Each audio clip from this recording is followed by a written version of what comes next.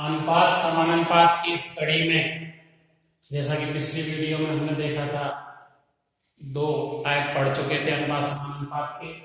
अब हम इसमें टाइप नंबर 3 पढ़ने जा रहे हैं कि तीसरे प्रकार के क्वेश्चन किस प्रकार के होते हैं अनुपात समानुपात से संबंधित। इस टाइप में हम पढ़ेंगे, आपके कंपटीशन एग्जाम हो या कोई सा भी एग्जाम हो, उस एग्जाम के अंदर क्वेश्चन करने का तरीका यही रहेगा, केवल वहां पर संख्या चेंज हो सकती है, बाकी अदरवाइज क्वेश्चन करने का तरीका यही रहेगा। किसी भी एग्जाम में आप अप्लाई करके देख लेना। हम बात करते हैं कि किस प्रकार के क्वेश्चन पढ़ने जा रहे हैं। हम पढ़ेंगे कि मान लो m कोई राशि है, पहले मैं इसको समझा रहा हूं, फिर इससे संबंधित प्रश्न हल करेंगे। m राशि है, इसको a, b और c 3 व्यक्तियों में बांटना है। तो a, b और c को 3 में बांटना है, हम ये कह सकते हैं a अनुपात b अनुपात c में बांटना है। तो a के हिस्से में कितनी राशि आएगी, b के हिस्से में कितनी आएगी और c के हिस्से में कितनी राशि आएगी, ये हम आज सीखेंगे। इसके लिए पहले तो मैं आपको बेसिक बता देता हूं और बेसिक के बाद फिर मैं आपको बताऊंगा ट्रिक। बेसिक ये होता है कि यदि हमें a का भाग निकालना हो, इसका भाग, a का भाग, तो a का भाग होता है a बटे इन तीनों को जोड़ दो, a plus b plus c और मल्टीप्लाई कर दो कुल राशि से। b का भाग यदि निकालना हो तो b का भाग निकालने के लिए क्या करते हैं, b लिखा और a plus b plus c लिखा और मल्टीप्लाई कर दिया कुल राशि कितनी थी m से। इसी प्रकार यदि c का भाग निकालना हो तो c का भाग निकालने के लिए c लिखा और a plus b plus c और मल्टीप्लाई कर दिया इससे m से। ये तो है इसका बेसिक। इससे रिलेटेड एक क्वेश्चन कर लेते हैं। जैसे मान लो 180 रुपए हैं, 180 रुपए को a, b और c 3 व्यक्ति हैं, कोई भी नाम हो सकता है, a, b और c 3 व्यक्ति हैं। इन 3 व्यक्तियों में इसको इस प्रकार बांटना है कि a को 2, b को 3 और c को 4, यानी 2:3:4 के अनुपात में इनको ये पैसा मिले। तो इसके लिए हम क्या करते हैं, क्वेश्चन समझ लो ध्यान से। क्वेश्चन ये है, 180 रुपए को a, b और c में इस प्रकार बांटा जाए कि a, b और c को मिलने वाली राशि का अनुपात 2:3:4 हो। तो a की राशि यानी a को कितनी राशि मिलेगी, a को मिलने वाली राशि निकालने के लिए मैंने बताया था, यहाँ पर m का मान कितना है, 180, यानी 180 रुपए को बांटना है a, b और c में। a की राशि के लिए क्या करते हैं, a का अनुपात कितना है, 2 बटे a plus b plus c, इनको क्या करना है, जोड़ना है, गुणा कुल राशि से कर देना है। तो ये कितना आ जाएगा, 2 बटे 3, 2 और 3 5 और 4 9 गुणा 180 और ये कर जाएगा 20 बार, कितना आ जाएगा 40 रुपए। यानी कि a को मिलने वाली राशि कितनी है, 40 रुपए है। इसी प्रकार यदि b की राशि निकालनी हो तो b का मान कितना है, 3 बटे इन तीनों का योग कितना है, 9 गुणा 180, कितनी बार कट जाएगा, 20 बार। इसके हिस्से में कितनी आ जाएगी, 60 रुपए। इसी प्रकार c की राशि निकालनी हो तो c का अनुपात कितना है, 4, योग कितना है, 2 का 3 का और 4 का योग 9 गुणा 180, 20 बार कट जाएगा, कितना आ जाएगा, 80 रुपए। कहने का मतलब 180 रुपए में से a को 40 रुपए मिलेंगे, b को 60 रुपए मिलेंगे और c को 80 रुपए मिलेंगे। चाहो तो आप इनको जोड़ के देख लो, 180 योग हो जाएगा 40 और 60 100 और 80 कितना हो गया, 180। इसी प्रकार के क्वेश्चन परीक्षाओं में कैसे पूछे जाते हैं और आपके सिलेबस में किस प्रकार दे रखे हैं, वो मैं सारे क्वेश्चन यहाँ पर एक साथ लिख देता हूँ, फिर उनको सॉल्व करने का तरीका सीखेंगे। इसलिए मैं एक साथ सारे क्वेश्चन एक बार लिख देता हूँ। मैंने ये प्रश्न लिख दिए हैं, जो अभी विधि सीखी थी उसी विधि से करेंगे। पहले उस विधि से करेंगे, फिर मैं सीधे शॉर्ट ट्रिक बता रहा हूँ, उससे करेंगे। पहला क्वेश्चन है 975 रुपए को ए, बी और सी में 5:7:13 के अनुपात में बांटा जाता है, तो सी का भाग कितना है? पहले उस विधि से करते हैं जो अभी विधि सीखी थी। यहाँ पर m का मान 975 है, मतलब 975 रुपए को बांटना है ए, बी और सी में, ए में, बी में और सी में। किस अनुपात में? 5, 7 और 13 के अनुपात में। तो यहाँ पर ये कह रहा है अनुपात में बांटना है, तो सी का भाग कितना है? किसका भाग पूछा है? सी का भाग। तो सी का भाग निकालने के लिए क्या करते हैं? सी का अनुपात निकाल कितना है? 13 बटे तीनों अनुपातों को क्या कर दो? जोड़ दो, गुणा जिसको बांटना है, जितने रुपए हैं टोटल, उससे क्या कर दो? गुणा। ये कितना आ जाएगा? 13 बटे 13 और 7 20 और 5 25 गुणा 975। 25 से इसको काटना है, 25 से ये कट गया 5 बार, 25 से कट गया 3 बार, कितना आया? 75। और 25 से कट गया 5 बार और 5 से कट गया 7 बार। 13 का गुणा किससे किया हमने? 7 से। 13 का गुणा किससे किया? 7 से। जब 13 का गुणा 7 से करेंगे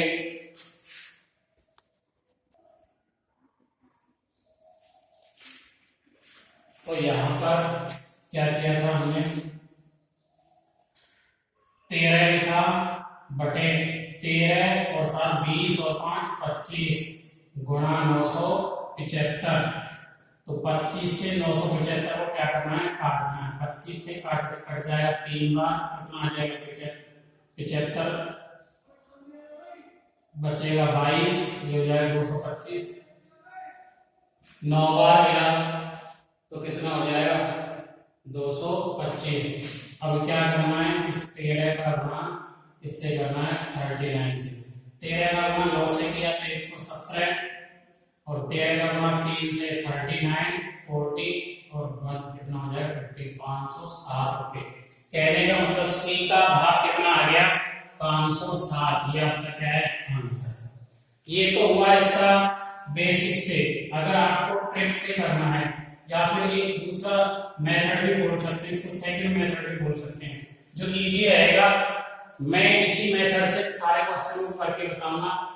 आपको ये मेथड बता दिया गया है, आप चाहो तो ये वीडियो पूरी होने के बाद आप इसका स्क्रीनशॉट लेके सेकंड मेथड से मैं कराऊंगा, फर्स्ट मेथड से आप करिए। सेकंड मेथड ये कहता है कि ए, बी और सी जो लिखा हुआ है इसमें आपको इसके अनुपात लिख देने। इसके अनुपात है 5, 7 और 13। तो 5, 7 और 13 इसके अनुपात लिख दिए। अब क्या करना है? हमें इनको जोड़ना है। हमारे हिसाब से इसका ए को 5 रुपए मिलने चाहिए, बी को 7 मिलने चाहिए और सी को 13 मिलने चाहिए। मतलब इनके पास टोटल कितने होने चाहिए? 13 और 7 20 और 5 25 रुपए होने चाहिए हमारे हिसाब से ए, बी और सी के पास। लेकिन क्वेश्चन में क्या कह रखा है कि ए, बी और सी तीनों को मिलाकर के कितने रुपए हैं? 975 रुपए हैं। मतलब हमारे 25 रुपए का मान क्वेश्चन के 975 के बराबर है। तो हमारे एक का मान किसके बराबर होगा? 975 में भाग दे देंगे 25 का, कितनी बार जाएगा? 39 बार। अब हमसे जिसका मान पूछा जाएगा उसका मान निकाल लो। मतलब हमारे 1 रुपए का मान क्वेश्चन के 39 रुपए के बराबर है। अब वो कह रहा है सी का मान, तो हमारे हिसाब से सी का मान है कितना? 13। क्वेश्चन के हिसाब से कितना होगा? 39 को गुणा कर देंगे किससे? 13 से। 39 को 13 से गुणा करेंगे, कितना आ जाएगा? 507। अगर ये समझ में नहीं आया हो तो ये अगला प्रश्न करते हैं, अगले प्रश्न से और समझ में आ जाएगा। अगला प्रश्न कह रहा है, क्वेश्चन नंबर 2 है। क्वेश्चन नंबर 2 कह रहा है किसी त्रिभुज के कोण 4, 5 और 6 के अनुपात में ए, बी और सी ये तीन कोण हैं, 4, 5 और 6 के अनुपात में है।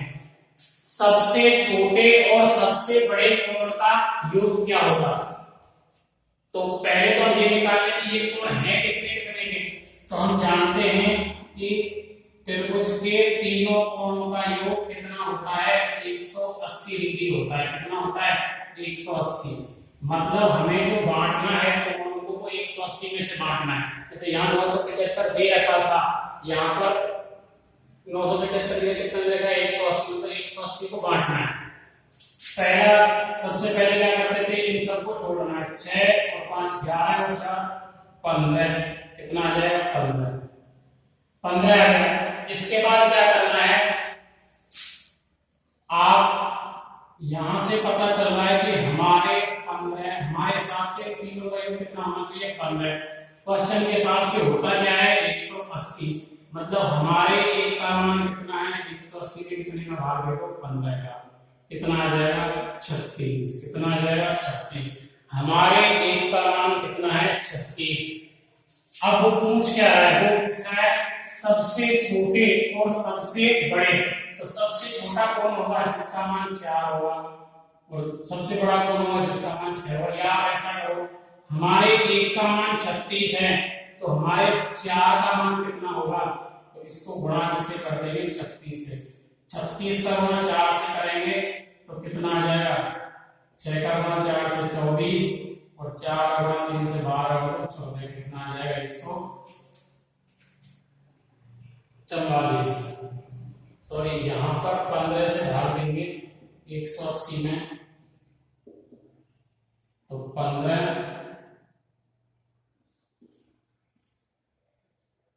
12 आएगा, 36 नहीं आएगा। कितना आएगा? 12। और इस 12 हमारे एक का मान 12 के बराबर है। अब इस 12 का गुणा करेंगे 4 से, तो 12 का गुणा 4 से होगा, कितना हो जाएगा? 48। मतलब ए का मान, कोण ए का मान कितना है? 48। बी का मान 5 है, तो 5 को गुणा किससे करेंगे? 12 से, मतलब कितना हो गया? 60। सी का मान 6 है, इसको भी किससे करेंगे? 12 से, कितना हो गया? 72। 72, 60 और 48 तीनों कितना हो रहा है? 180। अब जो पूछ रहा है उसका मान निकाल लो। वो कह रहा है सबसे छोटे और सबसे बड़े कोण का मान। सबसे छोटा कोण कितना है? 48। सबसे छोटा है और सबसे बड़ा कितना है? 72। इन दोनों को जोड़ दो, 8 और 10, ये कितना हो गया? 8 और 4 12। इसका मान कितना आ जाएगा? 120। Option number 3। अगला क्वेश्चन करते हैं और समझ में आ जाएगा। किसी चतुर्भुज के कोणों के बीच अनुपात। चतुर्भुज में 4 कोण होते हैं, मान लो ए, बी, सी और डी, ये 4 कोण हैं। इनके कोणों का अनुपात दिया गया है 3, 5, 9, 1। 3, 5, 9, 1। सबसे पहला काम, इनको जोड़ दो। जोड़ने पर 9 और 1 10 और 5 15 और 3 18। कितना आ गया? 18। मतलब हमारे हिसाब से चतुर्भुज के चारों कोणों का योग कितना होना चाहिए? 18। जबकि होता कितना है? चतुर्भुज के चारों कोणों का योग होता है 360। मतलब हमारे 18 का मान कितना है? 360 डिग्री। तो हमारे एक का मान कितना होगा? 360 में 18 का भाग दे देंगे, कितना आएगा? 20। मतलब हमारा एक 20 डिग्री के बराबर है। अब जिसका मान पूछ रहा है वो निकाल लो। दूसरा सबसे बड़ा, देखो सबसे बड़ा है इसमें 9, और 9 के बाद दूसरा सबसे बड़ा कितना है? 5। तो दूसरा सबसे बड़ा 5, और दूसरा सबसे छोटा दूसरा सबसे बड़ा और सबसे छोटा कितना है? 1 लिख लिया। इन दोनों का योग कितना हो गया? 6। दूसरा सबसे बड़ा और सबसे छोटे कोण के योग का 2/3, तो 6 का 2/3 मतलब 6 का 2/3। 6 का 2/3 कितना हो जाएगा? 4। इस 4 का मान पूछ रहा है। तो हमारे एक का मान कितना था? 20। तो 4 का मान कितना हो जाएगा? 20 में गुणा 4 में गुणा कर देंगे 20 का, कितना आ जाएगा? 80 डिग्री। कितना आ जाएगा? 80 डिग्री। अगला क्वेश्चन देखते हैं, क्वेश्चन नंबर 4। त्रिभुज के कोण 5, 6 और 7 के अनुपात में, त्रिभुज के कोण ए बी और सी तीन कोण हैं 5, 6 और 7 के अनुपात में। सबसे पहला का इन तीनों को जोड़ दो, 5 और 6 11 और 7 18 है। हमारे हिसाब से तीनों का योग कितना होना चाहिए 18 है, जबकि त्रिभुज के तीनों कोणों का योग कितना होता है 180 डिग्री। अब जो पूछ रहा है इसके हिसाब से चलेंगे। पहले एक का मान निकाल लो, हमारा हिसाब से मान होना चाहिए 18 है, तो क्वेश्चन के हिसाब से कितना है 180। हमारे एक का मान कितने के बराबर है 18 है, 180/18 मतलब हमारा एक क्वेश्चन वाले के 10 के बराबर है। अब जो पूछा है उसका मान वो कह रहा है सबसे छोटे और सबसे बड़े कोण का योग क्या है। तो सबसे छोटा कौन सा है 5 और सबसे बड़ा कौन सा है 7, इनका योग कितना है 12। हमारे हिसाब से तो 12 होना चाहिए, लेकिन हमारा एक उसके 10 के बराबर है, तो हमारा 12 किसके बराबर हो जाएगा, गुणा कर देंगे 10 से, कितना हो जाएगा 120 डिग्री इसका। तो इसका मान कितना आ जाएगा 120। आगे क्वेश्चन देखते हैं। अगला प्रश्न है 5 नंबर है राम और मोहन की आय में 8 और 3 का अनुपात है। यहाँ पर लिखा राम और यहाँ पर लिखा मोहन। राम और मोहन की आय में 8 और 3 का अनुपात है, ठीक है सर।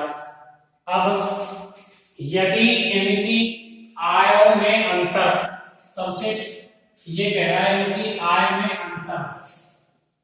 अंतर कितना है 1000 रुपए, ये उसने दे रखा है।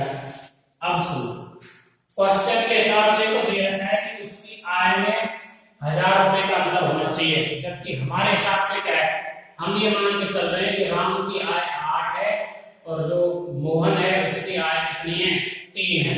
तो हमारे हिसाब से इन दोनों में अंतर कितना है 8 में और 3 में। हमारे हिसाब से साफ अंतर 5 है। जैसे वहां पर हम कह रहे थे कि जैसे राम की आय 8 है मोहन की 3 है, तो अब वहां पर योग दे देता था तो इन दोनों का योग कितना है, यहाँ पर उसने अंतर दे दिया, तो जो दिया है उसके हिसाब से मान निकालेंगे। तो इन 8 और 3 का अंतर कितना दे रखा है 5 दे रखा है। अब सुनो, हमारे हिसाब से अंतर होना चाहिए 5 और प्रश्न के हिसाब से अंतर कितना है 1000। तो हमारे 5 का मान किसके बराबर है 1000 के। एक का मान निकालो, हमारे एक का मान किसके बराबर है 1000/5। हमारा कितने के बराबर, हमारा एक प्रश्न के 200 के बराबर है।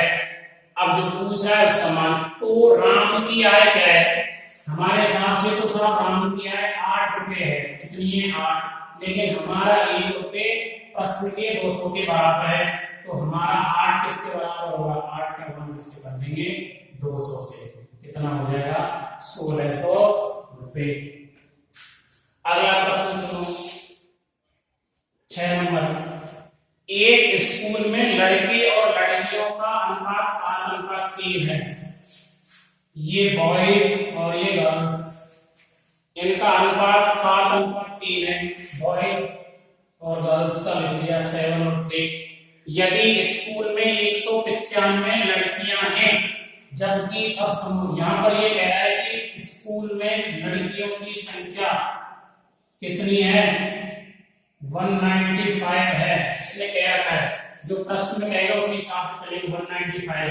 अब सुनो, हमारे हिसाब से तो लड़कियों की संख्या 3 है, जबकि प्रश्न के हिसाब से कितनी है 195, मतलब हमारे 3 का मान 195 के बराबर है।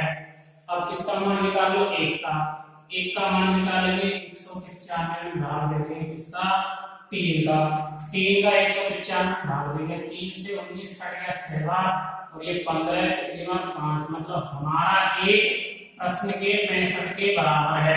अब क्या पूछ रहा है, तो कुल विद्यार्थियों की संख्या क्या है, हमारे हिसाब से तो 7 लड़के हैं और 3 लड़कियां हैं, मतलब टोटल हमारे हिसाब से तो 10 हैं, लेकिन हमारा एक प्रश्न के 65 के बराबर है, हमारा एक प्रश्न के 65 के बराबर है, तो हमारा 10 किसके बराबर होगा, 10 का गुणा कर देंगे 65 से, कितना आएगा 650।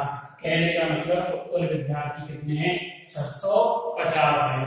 तो इस कहने का मतलब हम एक ही काम कर रहे हैं, अनुपात लिख रहे हैं, अनुपात में जो दे रहा है उसी के हिसाब से उसका मान निकाल रहे हैं।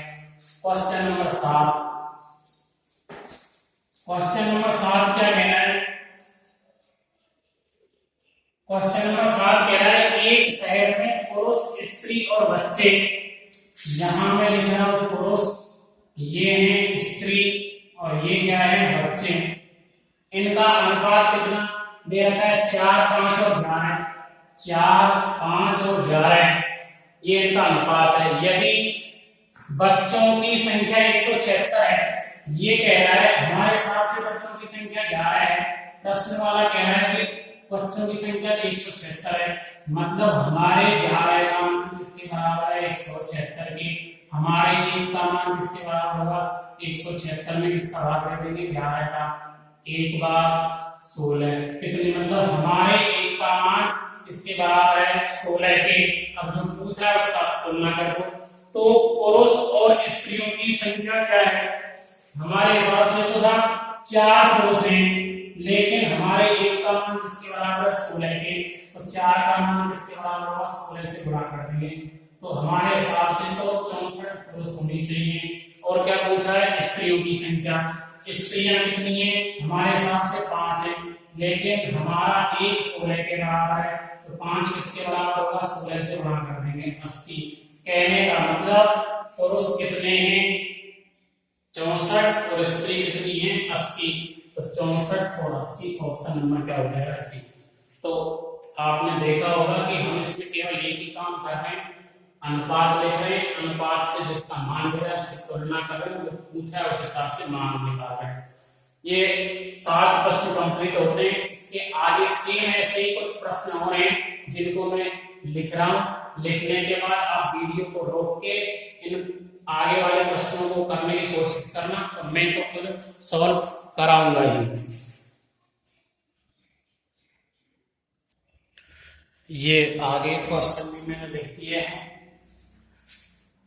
7 तक कर लिए थे। क्वेश्चन नंबर 8 है ए, बी और सी के मासिक वेतन का अनुपात, यहां पर दे रखा है ए, बी और सी, इसके मासिक वेतन का अनुपात 2:3:5 दे रखा है। अब कह रहा है यदि सी का मासिक वेतन ए के मासिक वेतन से 1200 अधिक है, मतलब सी का वेतन ए के वेतन से 1200 अधिक है।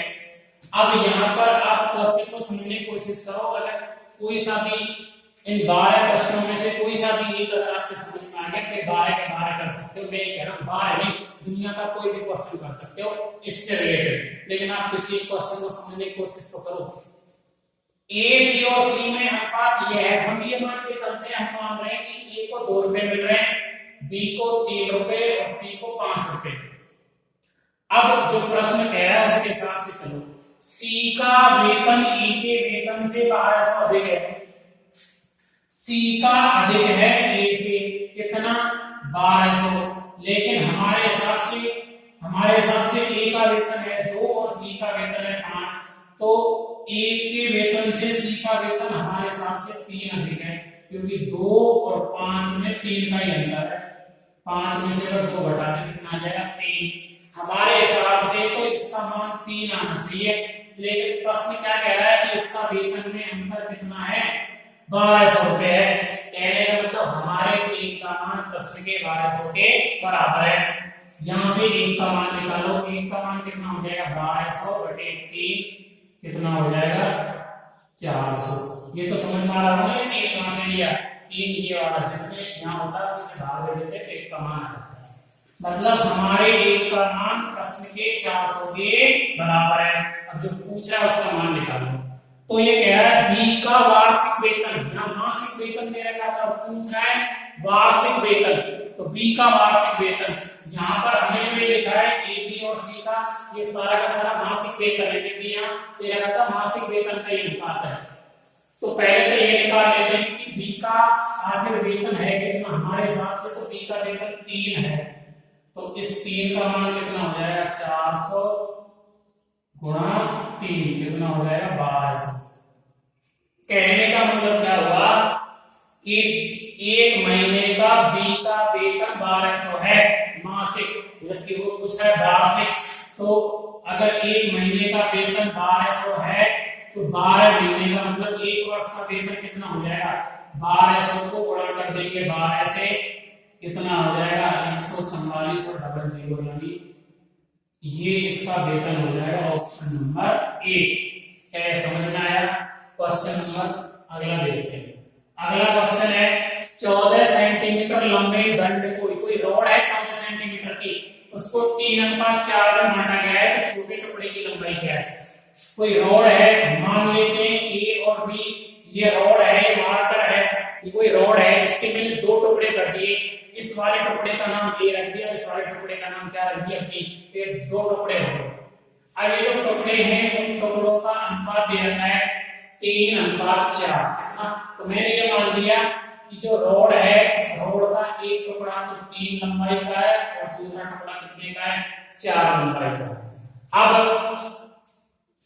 मेरे हिसाब से एक टुकड़ा जब 3 का है, जैसे ये पूरी रोड थी, इस रोड को मैंने तोड़ दिया यहाँ से, तो तोड़ने के बाद ये रोड बनी, इस रोड में मैंने मान लिया ये तो 4 का है और ये 3 का है, तो मेरे हिसाब से टोटल ये कितने का होगा, 3 और 4, मेरे हिसाब से तो टोटल 7 का होना चाहिए। मेरे हिसाब से कितने का होना चाहिए, 7 इकाई का। मेरे हिसाब से इस रोड की लंबाई कितनी होनी चाहिए, 3 और 4, मेरे हिसाब से कितनी होनी चाहिए, 7 इकाई।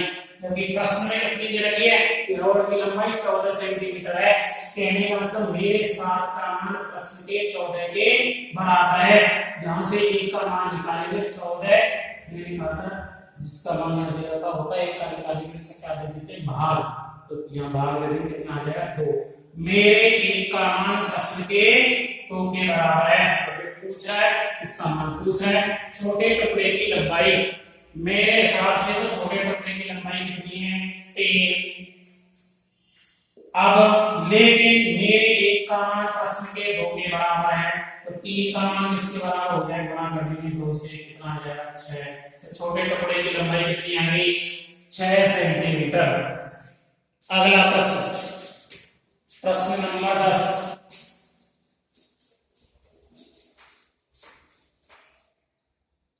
10वां क्या कह रहा है, एक अलॉय, अलॉय का मतलब कोई मिश्र धातु, इसमें 3 तत्व ए बी सी हैं, ए बी और सी कोई भी 3 तत्व हैं, तीनों का भार 72 किलोग्राम है। कितना है मतलब टोटल दे दिया 72 को बांटना होगा, सीधी बात है। तथा इसका अनुपात 1:2:3 है, तो तीनों का अनुपात में भार ज्ञात करो। ये कह रहा है कि ए बी और सी, मान लो ये कोई मिश्र धातु है, इसके 3 हिस्से हैं, 3 तत्व से मिलकर बनी है, 3 में से एक का अनुपात 1 है, एक का 2 और एक का 3 है। मेरे हिसाब से टोटल वजन कितना होना चाहिए, 3 और 2 5 और 1 6, मेरे हिसाब से तो 6 होना चाहिए, जबकि प्रश्न में कितना दे रखा है 72, मतलब मेरे 6 का मान प्रश्न के 72 के बराबर है। मेरे 6 का मान प्रश्न के कितने के बराबर है 72 के। एक का मान निकालेंगे तो 72 में किसका भाग देंगे, इस 6 का, 72 में 6 का भाग देंगे, कितनी बार आ जाएगा 12 बार। कितनी बार, मेरे एक का मान प्रश्न के 12 के बराबर है। अब जो पूछ रहा है वो पूछ रहा है कि तीनों का अनुपात, जब एक का मान तो एक का मान तो अभी निकाला है, कितना है 12। एक का मान 12 है तो 2 का मान कैसे निकलेगा, गुणा कर देंगे 12 से, 2 का मान 24, 3 का मान 12 से, कितना हो जाएगा 36। तो 12:24 अनुपात क्या हो जाएगा 36, ऑप्शन नंबर डी। क्या ये बात समझ में आई? यहाँ तक टोटल 10 प्रश्न कंप्लीट हो चुके हैं। अब प्रश्न नंबर 11 और 12 में विशेष ध्यान रखना है, जब भी आपसे दो संख्याओं का अनुपात दे रखा हो और उन दोनों संख्याओं का आपस में या तो गुणा किया जाए या वर्ग किया जाए, तो आपको उसके साथ में x और लगा देना, बस इतना सा याद रखना है। क्या याद रखना है, जब अनुपात दे रखा हो दो संख्याओं में और गुणा किया जाए या क्या किया जाए वर्ग, तो क्या लगा देना x। समझो दो संख्याओं का अनुपात 4:5 है, मान लो पहली संख्या a और दूसरी b, इसका अनुपात कितना है 4:5, ये 4 और ये 5। यदि बड़ी संख्या छोटी संख्या से 15 अधिक है, सुनो साहब, बड़ी संख्या छोटी संख्या से 15 अधिक है। बड़ी संख्या में 5 है, छोटी संख्या 4 है। मेरे हिसाब से तो बड़ी संख्या छोटी से 1 अधिक है, क्योंकि 5 जो है 4 से 1 तो ज्यादा है। जबकि प्रश्न में कितना दे रखा है कि साहब 15 अधिक है। कितनी अधिक है? 15 अधिक है। दोनों संख्याओं का गुणनफल क्या होगा? मेरे 1 का मान प्रश्न के 15 के बराबर है, तो मेरे 4 का मान गुणा कर देंगे 15 से, कितना आ जाएगा? 60। 5 का मान गुणा कर देंगे 15 से, कितना आ जाएगा? 75। यानी एक संख्या 60 है और दूसरी कितनी है? 75। इन दोनों का अंतर 15 है। अब ये कह रहा है तो इन दोनों संख्याओं का गुणनफल क्या होगा? दोनों संख्याओं का गुणनफल 75 का गुणा कर दो 60 से, 0, 6 का गुणा 5 से 30 और 6 का गुणा 7 से 42 और 3 4500 आ गया। कितना आ गया? 4500। ये तो हुआ बेसिक। अगर इसी को मान लो मैं ट्रिक से करना चाहूं, जैसे मैं कह रहा था कि x से लेके कर दो, मैंने मान लिया कि इसकी लंबाई 4x है और इसकी कितनी है? 5x। अब सुनो, मेरे हिसाब से इन दोनों का अंतर कितना आना चाहिए? 1x। और 1x जब इन दोनों का अंतर आएगा तो कितना दे रखा है? 15x। तो x का मान कितना हो जाएगा? 15। x की जगह 15 रखेंगे तो वही सेम सिचुएशन कितनी आ जाएगी? 15 गुणा 4 से 60 और 15 से 75, वापस से क्या कर देंगे? गुणा। प्रश्न 11 कंप्लीट हुए। 12 लास्ट क्वेश्चन है आज का, क्वेश्चन नंबर 12। तीन संख्याओं का अनुपात 1:2:3 है। तीन संख्याएं a, b और c, इनका अनुपात 1:2:3 है। यदि इनके वर्गों का योग 126 है, कह रहा है वर्गों का योग 126, तो सबसे पहले मैंने कहा था वर्ग गुणनफल है, तो इसके आगे क्या लगा दो? x, इसके आगे भी x और इसके आगे भी x। अब सुनो, ये कह रहा है इनके मेरे हिसाब से पहली संख्या 1x है, दूसरी संख्या 2x और तीसरी संख्या 3x है। ये कह रहा है इन संख्याओं के वर्गों का योग 126 है। मेरे हिसाब से इन संख्याओं के पहली संख्या a है तो इसका वर्ग कितना हो जाएगा? x²। दूसरी संख्या b है तो 2x का स्क्वायर, 2 का स्क्वायर 4 और x²। तीसरी संख्या मेरी 3x है, इसका स्क्वायर कितना हो जाएगा? 9x²। अब सुनो, ये मेरे हिसाब से तो मेरी पहली संख्या का स्क्वायर x², दूसरी का स्क्वायर 4x² और तीसरी का स्क्वायर 9x² है। ये कह रहा है कि इन तीनों का योग कितना दे रखा है? 126 दे रखा है। मेरे हिसाब से इन तीनों का योग कितना हो रहा है? 1x² और 4x², 5 और 9 14। मेरे हिसाब से तो 14x² होगा इसका मान, जबकि प्रश्न में कितना दे रखा है? 126। x² का मान निकालेंगे तो 126 में 14 है तो इधर से इधर जाएगा, क्या कर देंगे? भाग दे देंगे। क्या दे देंगे? भाग। 14 से भाग देंगे, कितनी बार जाएगा? 9 बार। कहने का मतलब x² का मान कितना आ गया? 9, तो x का मान कितना आ जाएगा? 3। और इस x का मान यहाँ पर रख दो, 1 गुणा x, तो 1 का गुणा x का मान 3 है तो कितना आ जाएगा? 3। x का मान यहाँ 3 रखेंगे, 3 गुणा 2 कितना हो जाएगा? 6। x का मान यहाँ 3 रखेंगे, 3 गुणा 3 कितना हो जाएगा? 9। तो आंसर कितना आएगा? 3, 6 और 9। इन प्रश्नों को आराम से समझना।